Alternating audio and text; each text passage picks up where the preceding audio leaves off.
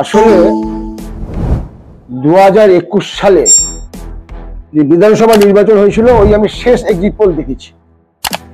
দেখার পরে এবং পরবর্তীকালে যে বাস্তব যে চিত্র কি বাস্তব যে রেজাল্ট দেখার পরে আমার এক্সিট পোলের প্রতি ভরসাটাই উঠে গেছে।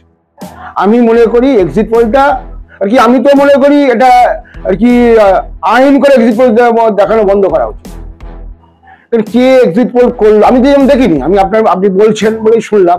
কে এক্সিট পোল করলো আর কে করলো না বা কি করে করলো, আমি আপনাকে এই আপনার এই যে সংবাদ মাধ্যমের মাধ্যমে আর কি আপনার কাছে জানতে চাইছি, শিমুয়ালী অঞ্চলের একটা লোককে দেখাতে পারবেন যারা কোনো আর কি জিজ্ঞাসা করেছে, এক্সিট পোলওয়ালারা জিজ্ঞাসা করেছে যে আপনি কাকে ভোট দিয়েছেন বা কোথায় দিলেন বা কিছু কোথায় দিতে পারেন। আসলে সেই এক্সিট পোল 15 রায় পর্যন্ত যিনি এক্সিট পোল শুরু করেছিলেন 15 রায়, তিনি পর্যন্ত এক্সিট পোল বন্ধ করে দিয়েছেন।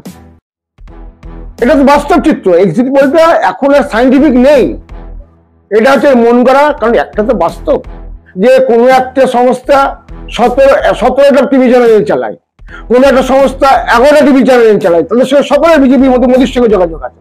তারা কি দেখাবে, তারা কি দেখাতে পারে, এটাই তো দেখাবে। যতদিন দেখানো, যে দিন তো শেষে এসছে। মোদী এখন, নরেন্দ্র মোদী উনি প্রধানমন্ত্রী, কেয়ারটেকার প্রধানমন্ত্রী এখনো। এই তো 4 তারিখের রেজাল্টের পরে উনি তার আগে ধ্যান করছেন, আর 4 তারিখের রেজাল্টের পরে শোক করবেন। শোকের জন্য কিছুদিন টাইমও পাবেন, শোক করে নেবেন। কারণ তো এটা তো ঠিক যে আমরা তো নিশ্চিত, যেমন অনেকে বলছেন, যেমন আমি শুনলাম কেউ কেউ বলছে প্রধানমন্ত্রী কে হবে, প্রধানমন্ত্রী কে হবে, ইন্ডিয়া জোট জিতলে প্রধানমন্ত্রী কে হবে। আরে বাবা, নরেন্দ্র মোদী কি ট্রেন প্রধানমন্ত্রী নাকি? উনি কি ট্রেনিং প্রধানমন্ত্রী হয়েছিলেন নাকি? উনি গুজরাটের মুখ্যমন্ত্রী ছিলেন, ওখান থেকে ওনাকে প্রধানমন্ত্রী করা হয়েছিল। এটা তো বিষয় নয়। অর্থাৎ আমি এক্সিট পোলকে বিশ্বাসই করি না। এক্সিট পোল সম্বন্ধে আমার নিজের একটুখানি অ্যালার্জি আছে, আমি নিজে দেখিওনি। আর আমি অনুরোধ করবো, আপনার চ্যানেলের মাধ্যমে অনুরোধ করবো শিমুয়ালীর মানুষকে যে আপনারা অন্তত এক্সিট পোল দেখবেনই না। বিশ্বাস তো করবেনই না, এটা পরের প্রশ্ন, দেখবেনই না। আসল চিত্র দেখা যাবে 4 তারিখে রেজাল্ট বাড়ানোর পরে। মানুষকে এটাই বাস্তব। আমাদের যেমন আপনি আমাকে প্রশ্ন করবেন হয়তো কিছুক্ষণের মধ্যে, আপনি তাহলে সারাদিন আজকে কি করলেন।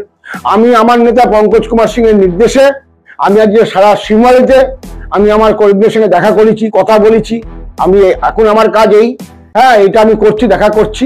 এবং সকলেই তারা আশাবাদী, মানে কি 110% আশাবাদী তৃণমূল কংগ্রেস 34 থেকে 35টা সিট পাচ্ছে। এবং আমরা শিমুয়ালী অঞ্চল জিতছি, আমরা কল্যাণী ব্লক জিতছি, আমরা বনগাঁ লোকসভা কেন্দ্রে বিশ্বজিৎ দাস বিপুল ভোটে জয়ী হচ্ছে, একদম নিশ্চিত। সিট পেতে পারে, ওই তো বললাম 34 থেকে 35টা সিট পাবে তৃণমূল কংগ্রেস। যদিও এটাই বিশ্বাসী নয় যে আমি বলে দিলাম 34 থেকে 35টা, তা নয়।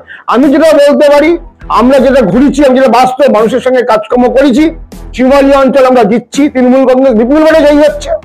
কল্যাণী ব্লকে তৃণমূল কংগ্রেস পঙ্কজ সিং এর নেতৃত্বে আমাদের নেতা অভিজ্ঞ এবং আমাদের অভিভাবক, তার নেতৃত্বে কল্যাণী ব্লকে বিপুল ভোটে জয়ী হবে তৃণমূল কংগ্রেস। এবং অবশ্যই বিশ্বজিৎ দাস বিপুল ভোটে জয়ী হবে। আমার নাম জয়ন্ত রায়, আমি শিমুয়ালী অঞ্চল তৃণমূল কংগ্রেসের সভাপতি।